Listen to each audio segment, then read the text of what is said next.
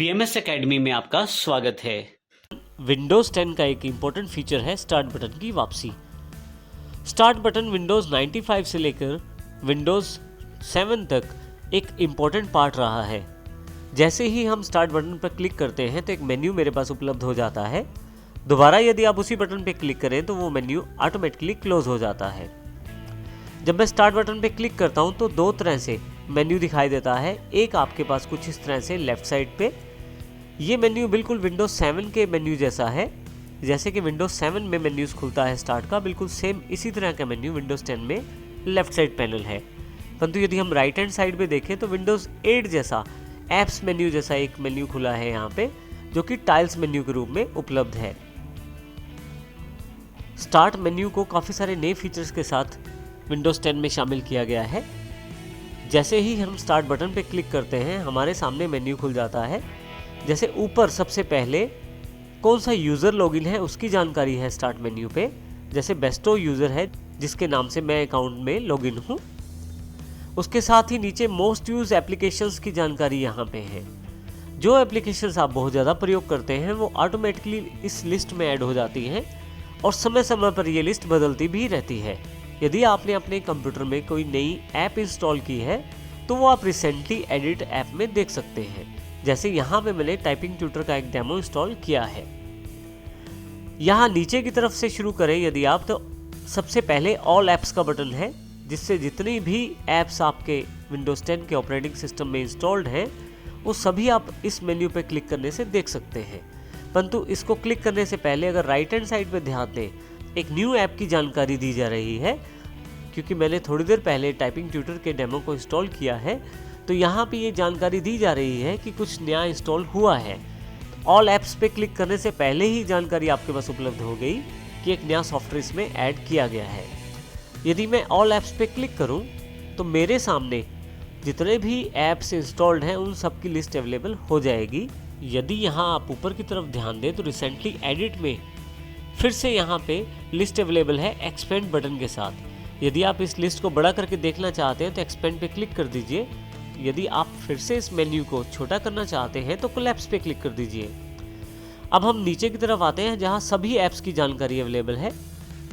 इस डिवाइडर के बाद यदि आप देखें तो यहां से आपके पास अल्फ़ाबेटिकली उन सभी ऐप्स का इंफॉर्मेशन दिया गया है जो ऐप्स आपके कंप्यूटर में इंस्टॉल्ड हैं। जैसे कि यहाँ पे अलार्म्स एंड क्लॉक्स जो ऐप है वो एक सेक्शन के अंडर है, क्योंकि अलार्म्स एंड क्लॉक ऐप का नाम ए से स्टार्ट है। इसी तरह से सी से शुरू होने वाले सभी नाम की सॉफ्टवेयर कलेक्शन को सी सेक्शन के अंडर कर दिया गया है। तो इसका अर्थ ये हुआ कि अल्फ़ाबेटिकली आपके पास सॉर्ट करके सभी एप्लीकेशन को दिखा दिया गया है। आप जिस भी एप्लीकेशन को खोलना चाहते हैं उस एप्लीकेशन पर जाकर उसको खोल सकते हैं।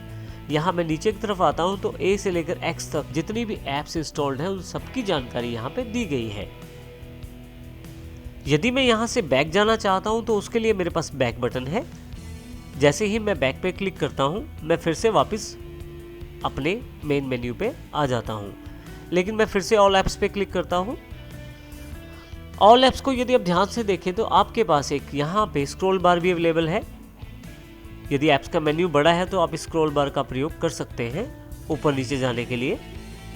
किसी भी ऐप को यदि आप खोलना चाहते हैं तो आप अल्फ़ाबेटिकल सेक्शन का प्रयोग भी कर सकते हैं। इसके लिए आप किसी भी सेक्शन में ऊपर की तरफ दिए गए इस किसी अल्फ़ाबेट पे क्लिक करें। जैसे मैं ए पे क्लिक कर देता हूं तो ए से लेकर जेड तक मेरे पास अल्फ़ाबेटिकली एक इंडेक्स अवेलेबल हो जाएगा। जिस तरह का ऐप मैं खोलना चाहता हूं उसके नाम के अल्फ़ाबेट को क्लिक कर दूंगा। जैसे मैं कैलकुलेटर खोलना चाहता हूं तो जैसे ही सी अल्फ़ाबेट पे क्लिक करता हूं तो सी से शुरू होने वाले सभी ऐप्स मेरे सामने अवेलेबल हो जाएंगे। यहाँ से मैं क्लिक करके कैलकुलेटर को खोल सकता हूँ। यदि मैं इस ऐप को बंद करना चाहता हूँ तो फिर से यहाँ से मैं इसे ऐप को क्लोज कर सकता हूँ। फिर से स्टार्ट बटन पर आते हैं, ऑल ऐप्स पर जाते हैं। इसी तरह से यहाँ पे यदि मैं फिर से दोबारा क्लिक करूँ किसी भी अल्फ़ाबेट सेक्शन पर, देखिए इस इंडेक्स में सभी तरह के अल्फ़ाबेट्स शामिल हैं। वो अल्फ़ाबेट्स जिनके नाम से ऐप्स इंस्टॉल्ड हैं वो सभी आपको ब्राइट वाइट में दिखाए गए हैं। कुछ ए, सी, जी, के और इस तरह से बाकी भी अल्फ़ाबेट्स। और जिन अल्फ़ाबेट्स के नाम से मेरे पास ऐप्स इंस्टॉल नहीं है वो डिम ग्रेड कलर में है, जैसे कि बी, डी, ई। ब्राइट वाइट वाले किसी भी अल्फ़ाबेट को क्लिक करने पे आप उस सॉफ्टवेयर को खोल सकते हैं, परंतु यदि आप किसी डिम कलर वाले अल्फ़ाबेट को क्लिक करते हैं, जैसे मैं बी को प्रेस कर देता हूँ, तो भी उससे नियरेस्ट लिस्ट आपके सामने दिखा दी जाती है। तो इस प्रकार आपके पास ये ऐप खोलने का बिल्कुल एक नया तरीका माइक्रोसॉफ्ट 10 में दिया गया है। यहाँ मैं आपको फिर से बता देना चाहता हूँ कि ऐप्स का अर्थ यहाँ पे आपकी विंडोज़ 10 में जितने भी सॉफ्टवेयर्स इंस्टॉल्ड हैं उनसे है। उन सभी एप्लीकेशंस को विंडोज़ 10 में ऐप कहते हैं। अल्फ़ाबेटिकली सॉर्ट करने के अलावा काफ़ी सारी अच्छी ग्रुपिंग भी की गई है विंडोज़ 10 में। यदि आप W पे आ जाएं तो आपके पास विंडोज़ से रिलेटेड जितनी भी एसेसरीज़ हैं वो यहाँ पे क्लिक करने पर मिल जाएंगी। देखें यहाँ पे बिल्कुल एक छोटा सा एक बटन दिया गया है। यदि आप इस बटन पे क्लिक करें तो आपके सामने ये जो विंडोज़ एसेसरीज़ का फोल्डर है वो एक्सपेंड हो जाता है और आपके पास विंडोज़ एसेसरी में जितने भी कंपोनेंट हैं, जितने भी सॉफ्टवेयर्स हैं, उन सब की लिस्ट आपके सामने आ जाती है। यदि मैं इस लिस्ट को फिर से बंद करना चाहता हूँ या हाइड करना चाहता हूँ तो फिर से इसी बटन पे क्लिक कर देता हूँ। इसी प्रकार से एडमिनिस्ट्रेटिव जितने भी कंपोनेंट हैं, जितने भी सॉफ्टवेयर्स या जितनी भी एप्लीकेशंस विंडोज़ एडमिनिस्ट्रेटिव से रिलेटेड हैं, वो सभी विंडोज़ एडमिनिस्ट्रेटिव के फोल्डर में ग्रुप की गई हैं। यदि मैं इस पर क्लिक करूं तो सभी तरह की विंडोज़ के एडमिनिस्ट्रेशन रिलेटेड सर्विसेज को यहाँ पे इकट्ठा रखा गया है, जैसे कि कंपोनेंट सर्विसेज हो, कंप्यूटर मैनेजमेंट हो या इसके अलावा और भी बहुत सारी सर्विसेज हैं। मैं फिर से इसे हाइड कर देता हूँ मेन्यू को। इसी तरह से विंडोज़ ईज़ ऑफ एक्सेस को भी इकट्ठा किया गया है, जिसमें magnifier, narrator, on screen keyboard और विंडोज स्पीच रिकॉग्नाइजेशन सर्विसेज को शामिल किया गया है। मैं यहाँ इसको फिर से हाइड कर देता हूँ। वापस आने के लिए आप फिर से बैक बटन का प्रयोग कर सकते हैं और स्टार्ट पे फिर से वापस आ सकते हैं। आप किसी भी ऐप को राइट हैंड साइड दिखाई देने वाले स्टार्ट मेन्यू में या टाइल्स मेन्यू में भी ऐड कर सकते हैं। उसके लिए बस आप उस ऐप पे राइट क्लिक करें और पिन टू स्टार्ट पे क्लिक करें। आप देखेंगे कि एक छोटा सा आइकॉन राइट हैंड साइड वाले टाइल्स मेन्यू में उपलब्ध हो गया है। इसी तरह से यदि आप चाहें किसी भी सॉफ्टवेयर को आप नीचे स्टार्ट बार पे भी यहाँ पे भी आप ऐड कर सकते हैं। यहाँ पे भी आप ऐड और पिन कर सकते हैं।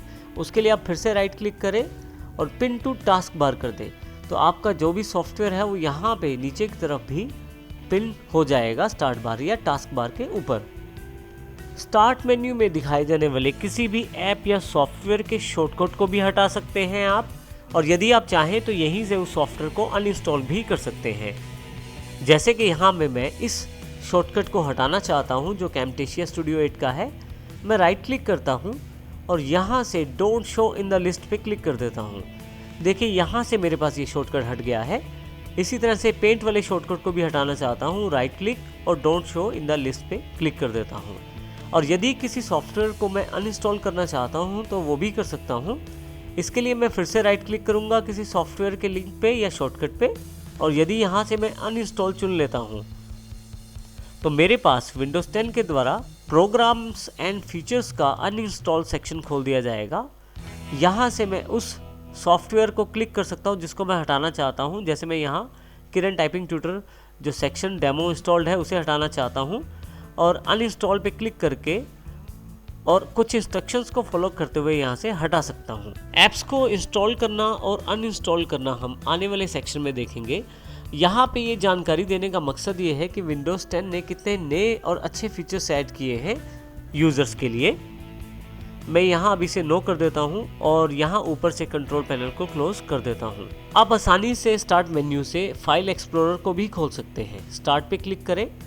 फाइल एक्सप्लोरर पे जैसे आप क्लिक करते हैं तो यहाँ यदि आप कॉर्नर पे दिए गए एक्सपेंड बटन पे क्लिक करें तो आप देखेंगे कि जिन जिन लोकेशंस पे आप ज़्यादा गए हैं उनको यहाँ पे ऑलरेडी पिन कर दिया गया है। जैसे कि यहाँ पे ऊपर की तरफ डेस्कटॉप, डाउनलोड्स, डॉक्यूमेंट्स या पिक्चर्स, और नीचे की तरफ फ्रीक्वेंट्स फोल्डर जहाँ मैं ज़्यादा गया हूँ उनकी जानकारी भी दी गई है यहाँ पे। इसी तरह से यदि आप फाइल एक्सप्लोरर को खोलना चाहते हैं तो फाइल एक्सप्लोरर पे क्लिक कर दीजिए। जैसे ही फाइल एक्सप्लोरर पे आप क्लिक करते हैं तो आपके सामने फाइल एक्सप्लोरर खुल जाता है और आप यहाँ से अपने किसी भी पर्टिकुलर प्लेस या लोकेशन पे जा सकते हैं। मैं अभी यहाँ से इसे क्लोज कर देता हूँ। स्टार्ट मेन्यू पर जाकर आप अपने कंप्यूटर की सेटिंग्स को भी आसानी से खोल सकते हैं सेटिंग्स बटन के द्वारा। जैसे ही आप यहाँ पे क्लिक करते हैं आपके कंप्यूटर के लिए जितने भी सेटिंग्स अवेलेबल हैं वो सभी आपके सामने अवेलेबल हो जाते हैं। चाहे वो सिस्टम सेटिंग्स हो, डिस्प्ले, नोटिफिकेशन या पावर से रिलेटेड डिवाइसेस के सेटिंग्स हो, या इसी तरह से ईज ऑफ एक्सेस या प्राइवेसी के सेटिंग्स हो। सभी तरह के सेटिंग्स आप यहाँ पे प्राप्त कर लेते हैं। सेटिंग्स की जानकारी भी आने वाले सेशंस में हम लेंगे। यहाँ से अब सेटिंग्स को मैं क्लोज कर देता हूँ। यदि आप अपने कंप्यूटर को शट डाउन करना चाहते हैं या रीस्टार्ट करना चाहते हैं तो आप पावर बटन का प्रयोग कर सकते हैं। स्टार्ट पे क्लिक करने के पश्चात आप पावर पे क्लिक करें। आपके पास ऑप्शन अवेलेबल हो जाएंगे स्लीप, शट डाउन और रीस्टार्ट। शट डाउन का प्रयोग मैं अपने कंप्यूटर को शट डाउन अर्थात बंद करने के लिए करता हूं, और इसी तरह से रीस्टार्ट बटन का प्रयोग मैं कंप्यूटर बंद करने के पश्चात दोबारा चलाने के लिए करता हूं।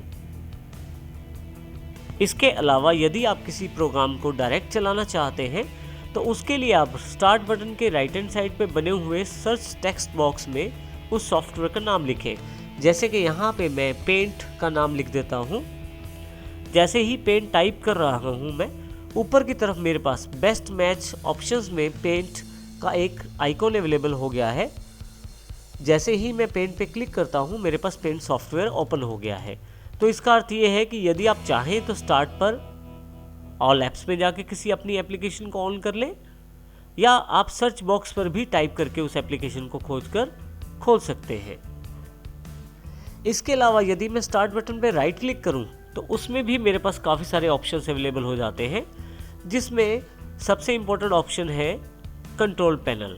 कंट्रोल पैनल पे डायरेक्ट जाने का सबसे आसान तरीका है, क्लिक करें और आप कंट्रोल पैनल आपके सामने खुल जाएगा। मैं यहाँ से इसे फिर से क्लोज कर देता हूँ। स्टार्ट बटन पे फिर से राइट क्लिक करें तो आप शट डाउन और साइन आउट भी यहाँ से कर सकते हैं। शट डाउन का अर्थ कंप्यूटर बंद करने से है, वहीं पे साइन आउट का अर्थ यूज़र को लॉग आउट करने से है। इसके अलावा भी काफ़ी सारी इंपॉर्टेंट लोकेशंस हैं आप जहाँ पे जा सकते हैं स्टार्ट मेन्यू के राइट क्लिक द्वारा, जैसे प्रोग्राम एंड फीचर्स पे, पावर ऑप्शंस पे, डिवाइस मैनेजर, नेटवर्क कनेक्शन जैसे काफ़ी सारे इंपॉर्टेंट प्लेसेस हैं जहाँ से आप यहाँ से जा सकते हैं। इसी तरह से आप फाइल एक्सप्लोरर को भी यहाँ से खोल सकते हैं। एक इम्पॉर्टेंट चीज़ यहाँ से रन भी है। जब मैं रन पे क्लिक करता हूँ तो मेरे सामने टेक्स्ट बॉक्स ओपन के रूप में अवेलेबल हो जाता है। जिस भी प्रोग्राम को मैं यहाँ से खोलना चाहता हूँ उसके नाम को यहाँ मैं टाइप कर देता हूँ, और जैसे ही एंटर करता हूँ मेरे पास वो कमांड के द्वारा उस एप्लीकेशन की विंडो खुल जाती है। मैं यहाँ फिर से इसे क्लोज कर देता हूँ पेंट ब्रश की एप्लीकेशन को। फिर से राइट क्लिक स्टार्ट बटन पे। यदि मैं दोबारा रन पे जाऊँ तो आप देखेंगे कि पहले वाली कमांड यहाँ पे अवेलेबल है। आप फिर से ओके करके इस सॉफ्टवेयर को दोबारा खोल सकते हैं। अभी मैं इसे कैंसिल कर देता हूँ। फिर से राइट क्लिक। इसके अलावा यदि आपके डेस्कटॉप पे काफ़ी सारी एप्लीकेशन चल रही हैं तो डायरेक्ट डेस्कटॉप पे जाने के लिए आप इस बटन का प्रयोग कर सकते हैं, जो कि बिल्कुल इस कोने वाले शो और हाइड डेस्कटॉप बटन की तरह कार्य करता है।